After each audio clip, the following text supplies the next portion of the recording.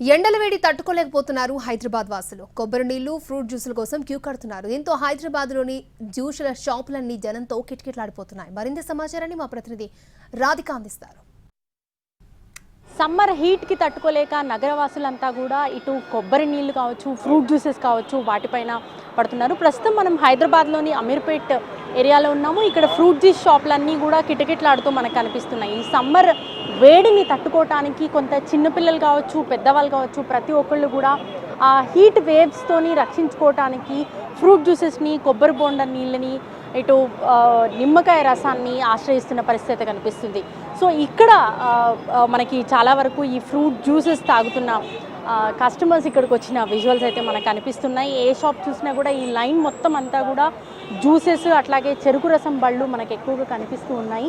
So ఇక్కడ ఒకసారి వీళ్ళతో షాప్ వాళ్ళతో కావచ్చు, కస్టమర్స్తో కావచ్చు మాట్లాడించే ప్రయత్నం చేద్దాము. సమ్మర్కి తట్టుకోలేక మొత్తం ఫ్రూట్ జ్యూసెస్ అవి తాగడానికి వస్తున్నారు కదా, మీరు ఇక్కడ షాప్ కీపరా లేకపోతే షాప్ కీపర్? ఎట్లా ఉంది గిరాకీ? బాగానే ఉంది. మాట్లాడిద్దాము.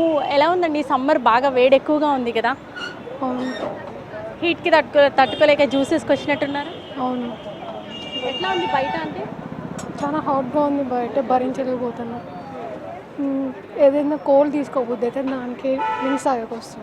సో చూస్తున్నాం కదా, ప్రతి ఒక్కళ్ళు ఇక్కడ ఈ సమ్మర్కి తట్టుకోలేక కొబ్బరి బొండా నీళ్ళు కావచ్చు, జ్యూసెస్ కావచ్చు అవి తాగడానికి వస్తున్న పరిస్థితి. మనం ఇక్కడ రో అంతా కూడా చూస్తే మనకి జ్యూసెస్కి సంబంధించిన షాప్సే మనకి ఇక్కడ కనిపిస్తున్నాయి. ఇటు చెరుకు రసం బళ్ళు కూడా ఇక్కడ ఎక్కువగా ఉన్న పరిస్థితి. మనం ఒక్కసారి అక్కడికి వెళ్ళే ప్రయత్నం చేద్దాము. చెరుకు రసానికి సంబంధించిన బండి దగ్గర కూడా మనకి ఎక్కువగా జనాలు కనిపిస్తున్నారు. సో ఈ హీట్ వేవ్స్ అనేవి దాదాపుగా మనకి గత ఏడాదితో కంపేర్ చేస్తే ఈసారి మరింత ఎక్కువగా ఉన్నట్టు కూడా తెలుస్తున్నాయి. సో రానున్న 2-3 రోజుల్లో దాదాపుగా 44 డిగ్రీలకు పైగా మనకి ఈ ఉష్ణోగ్రతలు ఉండే అవకాశం కూడా కనిపిస్తుంది. అమ్మ ఎట్లా ఉంది గిరాకీ? ఎండాకాలం స్టార్ట్ అయిపోయిన తర్వాత గిరాకీ ఏమైనా పెరిగిందా? పెరిగింది మేడం, కొంచెం. ఎట్లా వస్తున్నారా జనాలు? వస్తున్నారు.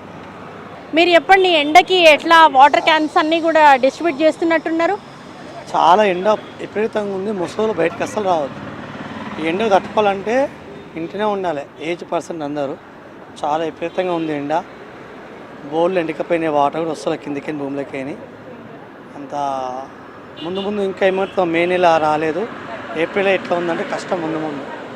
సో చూస్తున్నాం కదా, మనకి ఇక్కడ చెరుకు రసంకి సంబంధించి మొత్తం ఫ్రిడ్జ్లో చెరుకు రసానికి సంబంధించిన చెరుకు గడలన్నీ కూడా పెట్టి ఎప్పటికప్పుడు స్పాట్లో వచ్చిన జనాలకి ఆ చెరుకు రసాన్ని ఇచ్చే ప్రయత్నం జరుగుతుంది. సో ఇలాంటివి నగరంలో అనేకం ఉన్నాయనే చెప్పుకోవాలి. సో ఈ ఎండ తాపాన్ని తట్టుకోవడానికి ఎక్కడికక్కడ ఇట్లాంటి చలివేంద్రాలు కూడా కొంత ఏర్పాటైతే చేస్తున్నారు. సో వాటర్ ఎక్కువగా తీసుకోవటము, అట్లాగే ఇట్లాంటి శీతల పానీయాలను అవాయిడ్ చేస్తూ చెరుకు రసం కావచ్చు, ఫ్రూట్ జ్యూసెస్ కావచ్చు, కొబ్బరి నీళ్ళు, నిమ్మరసం అట్లాంటివి ఎక్కువగా తీసుకుంటే కొంత ఈ ఎండ తీవ్రతను తట్టుకోవడానికి అవకాశం ఉంటుంది. అట్లాగే ఎండ దెబ్బ తగలకుండా జాగ్రత్తలు అయితే ప్రతి ఒక్కళ్ళు తీసుకోవాలి.